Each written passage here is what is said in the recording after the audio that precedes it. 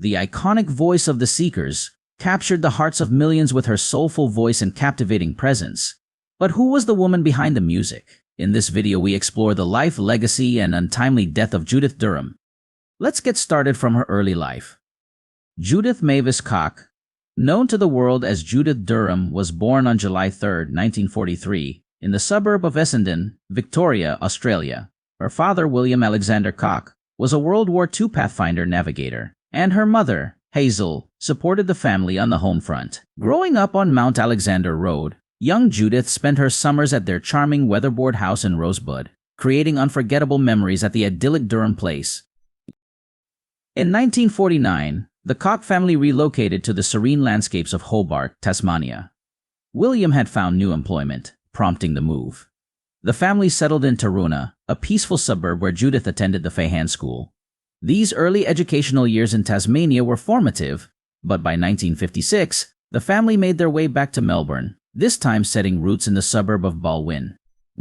Once back in Melbourne, Judith continued her schooling at Wrighton Girls' School in Kew. Her academic journey then took her to the Royal Melbourne Institute of Technology.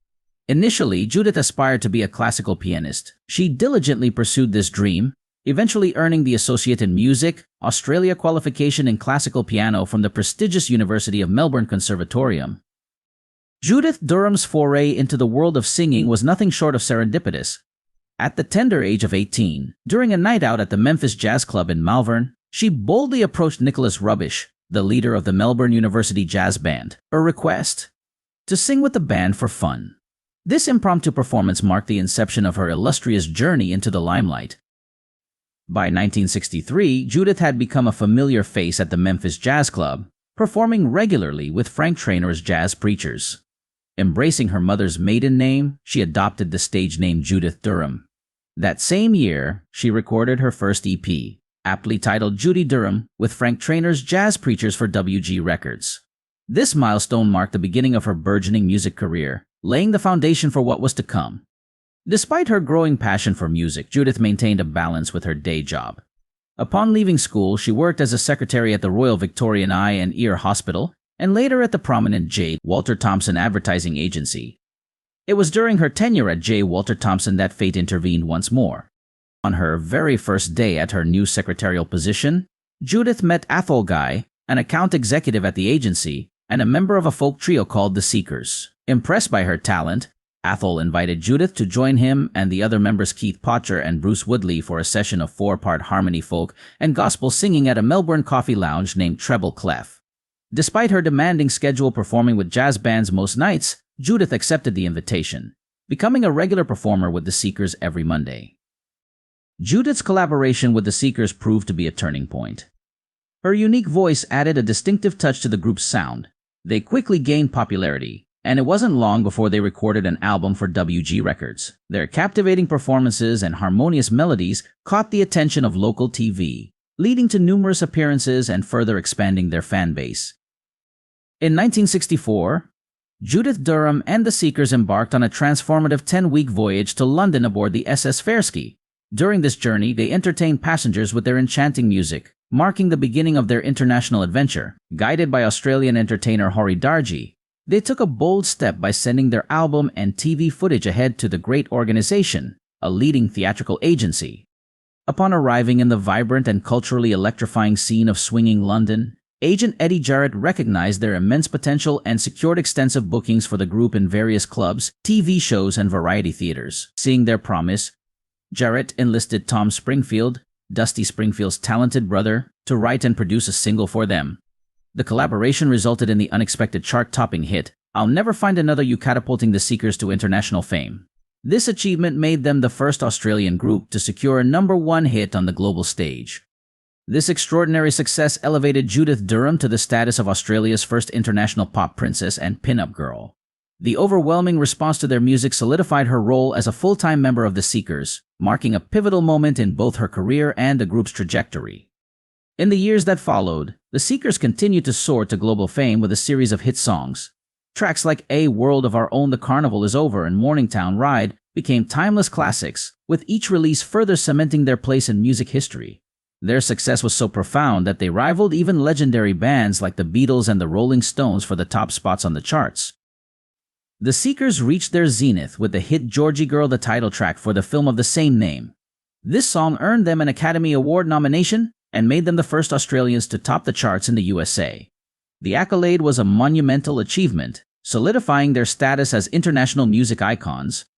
In 1967, the Seekers achieved another significant milestone when over 200,000 fans, nearly a tenth of Melbourne's population at the time, gathered to watch their performance at the Sydney Myer Music Bowl. This historic event underscored their immense popularity and the profound connection they had with their audience. Their television special, The Seekers Down Under, also set a record for the highest TV audience rating ever recorded in Australia, with an astounding 67% viewership.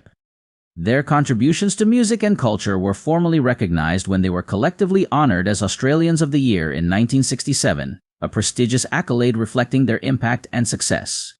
Despite the group's overwhelming success, Judith Durham felt a compelling urge to explore new horizons. In July 1968, she made the courageous decision to leave the Seekers, giving 6 months' notice. This announcement was a shock to their devoted fans, who couldn't fully grasp the impact of her departure.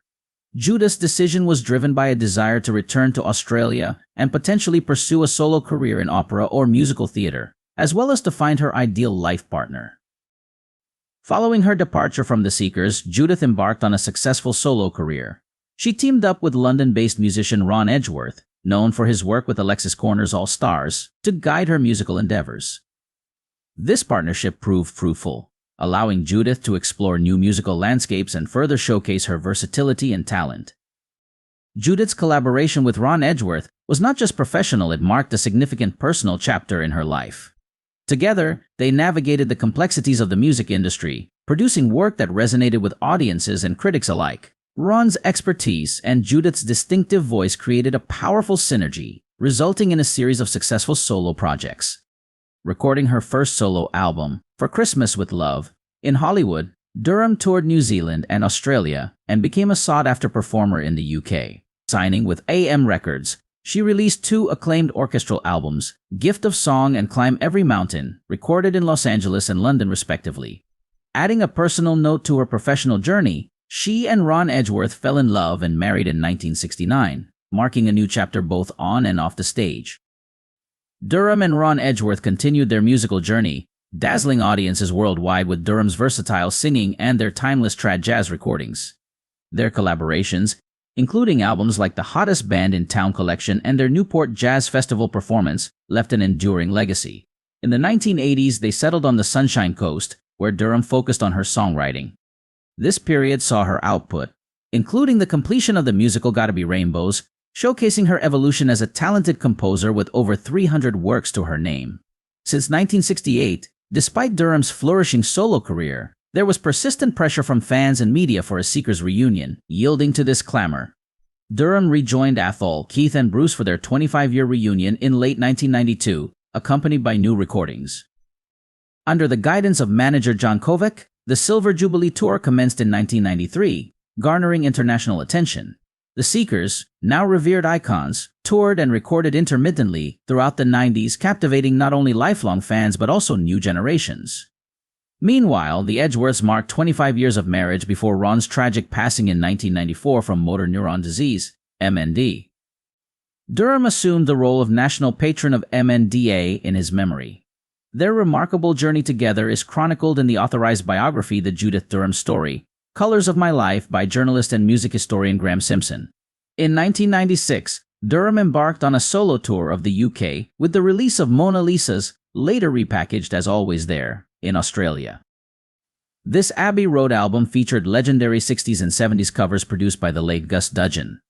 Welcoming the new millennium, Durham delighted Seekers fans worldwide with the Seekers Carnival of Hits Tour 2000. In 2001, she celebrated her own musical journey with a 40th anniversary Australian concert tour. The same year, Durham reunited with the Seekers to record Morningtown Ride to Christmas as a special treat for fans. Late in 2002, a double album Night of Nights Live was released after the Seekers' Australian tour, coinciding with Australia Post's souvenir stamp sheet honoring their 40-year legacy.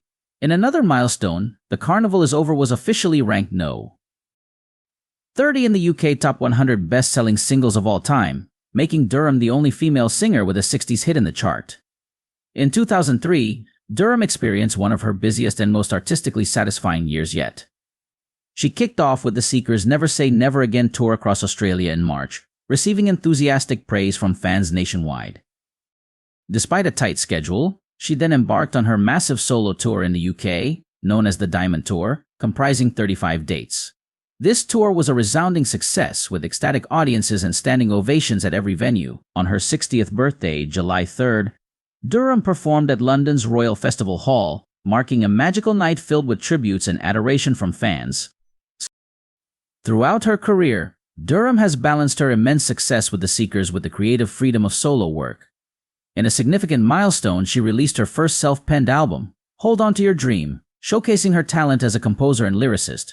The album features a diverse range of songs, including the anthem for Australia, Australia Land of Today, and It's Hard to Leave, recognized internationally for its therapeutic qualities. The title track, Hold On To Your Dream, has inspired fans to pursue their goals with renewed determination. In 2006, Durham collaborated with Melbourne's Lord Mayor's charitable foundation LMCF to record the Australian City Suite with Orchestra Victoria. All royalties supported 400 charities. This collaboration stemmed from Durham's close association with LMCF, which began after she performed her song Seldom Melbourne Leaves My Mind during the Seekers' Key to the City presentation. The suite includes Durham's Advance Australia Fair, her contemporary take on Australia's national anthem. In 2011, Durham's catalogue was signed to Decca Records Universal Music Australia by Music Coast.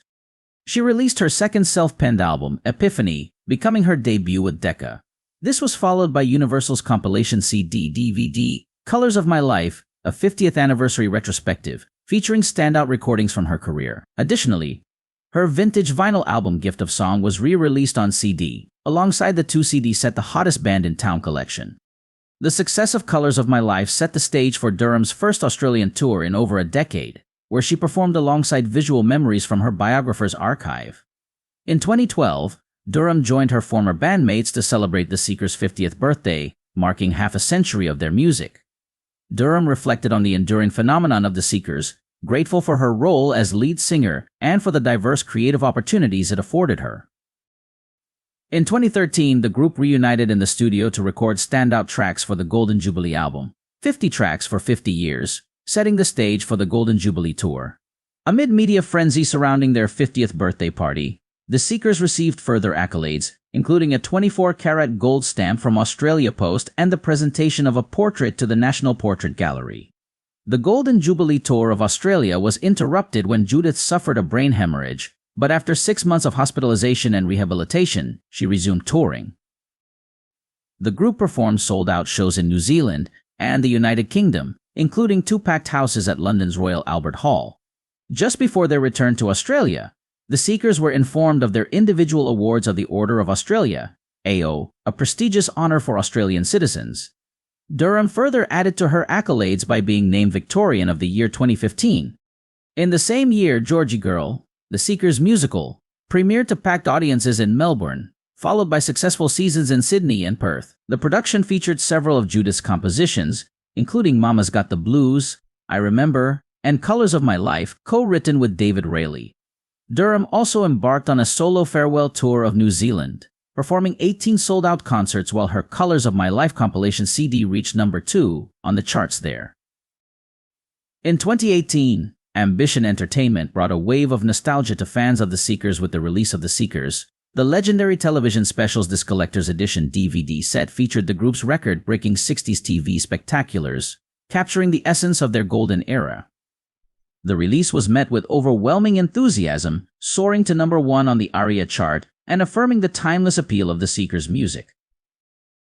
Another significant highlight of 2018 was Judith Durham's first solo studio album in 6 years, titled So Much More, which was released in celebration of her 75th birthday. This album was a poignant collection of never-before-released tracks, composed by Durham in collaboration with talented writers and musicians from around the world. The songs on So Much More reflected themes of hope, courage, devotion, spirituality, and a profound love for Australia and its indigenous heritage, showcasing Durham's depth and versatility as an artist. In 2019, Judith Durham's immense contributions to the music industry were formally recognized when she was inducted into the Australian Women in Music Awards Honor Roll. This prestigious accolade celebrated her significant impact on the music scene and her role as a trailblazer for women in the industry. Judith Durham's life was marked by resilience in the face of health challenges. Born with asthma, she developed bronchiectasis after contracting measles at the age of 4. Despite these health issues, she pursued her passion for music with unwavering determination, inspiring many with her perseverance and talent. Tragically, Judith Durham passed away from complications related to bronchiectasis on August 5, 2022, at the Alfred Hospital in Melbourne at the age of 79. Her passing marked the end of an era, but her legacy continues to resonate deeply with fans around the world. The state of Victoria honored her extraordinary life and contributions with a state memorial service held at Hamer Hall on September 6, 2022. This poignant event provided an opportunity for the public to pay their respects and celebrate the life of a true music legend. Judith Durham now rests alongside her beloved husband, Ron Edgeworth, at Springvale Botanical Cemetery in Springvale.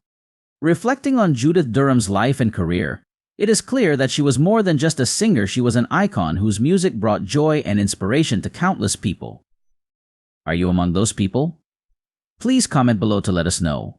Thank you for watching. Don't forget to like and subscribe for more musical icons just like this. Thank you for